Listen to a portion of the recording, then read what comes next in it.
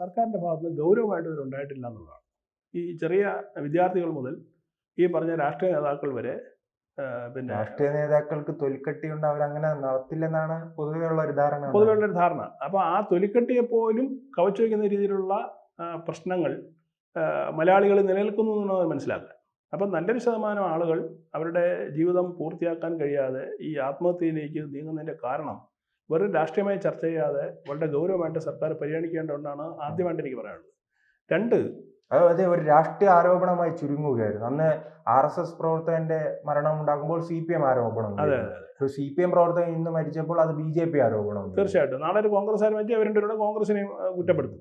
അതല്ല ഇതിൽ വേണ്ടത്. ഇതിൽ നമ്മുടെ സംസ്ഥാന ആരോഗ്യ വകുപ്പ് വളരെ ക്രിയാത്മകമായ ഒരു ഇടപെടൽ നടത്തേണ്ടതുണ്ട്. ഇപ്പോൾ പലയിടത്തും ഇതിൻ്റെ ഒരു കൗൺസിലിംഗ് സെൻറ്റർ മറ്റും മറിച്ചൊക്കെ കൊണ്ട് പിന്നെ ചില നമ്പറുകൾ കൊടുത്തിട്ട് ഇതിനെന്താണ് ഈ ആത്മഹത്യാ ശ്രമം തടയാനുള്ള ശ്രമം നടത്തുന്നത്. പക്ഷേ അത് ഫലവത്തായില്ല എന്നാണ് ഇതൊക്കെ തെളിയിക്കുന്നത്. അത് ഒരു ആത്മഹത്യാനത്തിന് ശ്രമിച്ചു കഴിഞ്ഞാൽ അയാൾക്കൊരു പരിഹാരം ഉണ്ടാക്കി കൊടുക്കാനുള്ള നന്നായിട്ട് പ്രവർത്തിക്കുന്ന സംവിധാനം കേരളത്തിൽ ഇപ്പോഴും ഇല്ല എന്നുള്ളത് ഏറ്റവും അവസാനത്തെ തെളിവാണ് ഇപ്പോൾ വന്നിരിക്കുന്ന ഈ ഒരു ആത്മഹത്യ എന്ന് പറയുന്നത്. കൂടുതൽ വാർത്തകളും വിശേഷങ്ങളും നിങ്ങളിലേക്ക് എത്താൻ ABC മലയാളം സബ്സ്ക്രൈബ് ചെയ്യുക, ബെൽ ബട്ടണും അമർത്തുക.